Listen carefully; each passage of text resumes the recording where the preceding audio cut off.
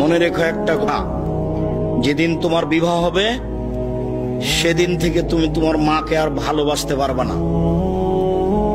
যেদিন বউ বাড়িতে আসবে সেদিনই তোমার মাকে আর তুমি ভালোবাসতে পারবে না। পরিস্থিতি তোমার উল্টে যাবে। দিন যত যাবে পরিবেশ তত জটিল হবে। এক সময়ে মনে হবে এই মাটির উপরে সবচেয়ে বড় শত্রু আমার মা। আর তোমার মা যা বলে সবই উল্টা কথা বলে, উল্টা বলে, এই কথাও ঠিক। আরে টাকা দিয়েছো তুমি ফল খেতে, টাকাটি তোমার মা তোমার বড় বোনকে দিয়ে পাঠিয়ে দিয়েছে। মা সেদিন যে টাকা দিলাম, ও টাকা খরচ হয়ে গেছে, কি করলেন? টাকা তোর বড় বোনকে দিয়ে দিয়েছি। আরে আমি আপনাকে ফল খেতে দিলাম, টাকা দিলাম ফল খাওয়ার জন্য, আর আপনি টাকা দিয়ে দিলেন মানে? অবাক। আপনার ছেলে আর আপনার বড় ভাইয়ের বড় বোনের ছেলে এক জায়গাতে খেতে বসেছে, তো আপনার মা বড় মাছের টুকরা আপনার বোনের ছেলের পাতায় তুলে দিয়েছে। এইটা আপনার বউ দেখেছে এইবার রাতে।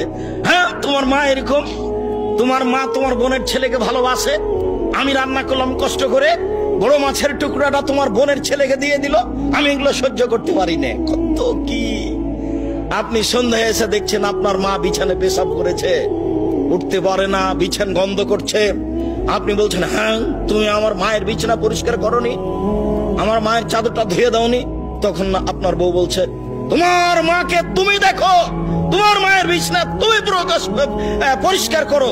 ওই ঘরে ঢুকলে তোমার মা আমাকে অকথ্য ভাষায় গালি দেয়, আমি তোমার মাকে দেখবো মানে? আপনার মা অকথ্য ভাষায় গালি দেয়, এই কথাও ঠিক। নেন, এবার কি করবেন?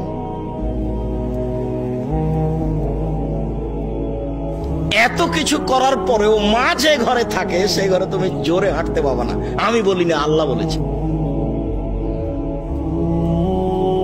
এত কিছু বলার পরে তোমার মা যে ঘরে থাকে সেই ঘরে তুমি জোর করে কথা বলতে পাবে না। ফালা তাকুল্লাহুম উফফিন ওয়ালা তানহারহুমা, এই কথা বলতে পাবে না। আল্লাহ নিষেধ করে দিয়েছেন, এটা নগদ অর্থ। ঝাঁকি দিয়ে কথা বলতে পাবে না। হ্যাঁ, আপনি এই করলেন সেই করলেন, একবারে টোটালে নিষেধ, আল্লাহ বলে দিয়েছে। অকফিজলাহুমা জানাহাজুল, হাত নিচু করে যেতে হবে। মনে পড়ে না একদিন দৃশ্য নকল করছিলাম, মনে পড়ার তো কথা যে রাজশাহীর মেয়র এসেছেন নওদাপাড়ায় আমচত্বরে, তো শাহ মকদুম থানার ওসি এইভাবে দাঁড়িয়েছেন, এইভাবে দাঁড়িয়ে বলছেন, স্যার এখন কি করব স্যার? তা আমি তো দৃশ্য দেখে অবাক হয়ে গেলাম। আমি তো পাশে বসেছিলাম সেদিন, যেটা ব্যাপার কি, এটাতে ছিল মায়ের জন্য, এইটা কি করে মেয়র পেল? এটা তো মায়ের জন্য ছিল, কিভাবে এখানে চলে আসলো? অথচ মায়ের সামনে এভাবে যাওয়ার কথা আল্লাহ বলছে। আবার বলছেন শেষের দিকে, অকুল রব্বির হামহুমা কামা রাব্বায়ানি সগীরা, হে আল্লাহ তুমি আমার পিতা মাতাকে ওইভাবে দেখো বাল্য অবস্থায় আমাকে যেভাবে দেখেছিল, যার কারণে আপনাকে আমি সলাতের শেষে সালাম ফিরার পূর্বে একটা দোয়া পড়ার জন্য পরামর্শ দিয়েছি, মনে আছে কি? রব্বির হামহুমা কামা রাব্বায়ানি সগীরা। আর এটা যেন মনে থাকে এর জন্য কি বলেছি বলেন তো দেখি? জাযাকাল্লাহ খায়ের। 2 রাকাত সালাত আদায় করতে হবে। 2 রাকাত সালাত আদায় করে আল্লাহকে বলতে হবে, আল্লাহ তুমি আমাকে এই দোয়াটা বলার তৌফিক দান করো, আমি যেন না ভুলি।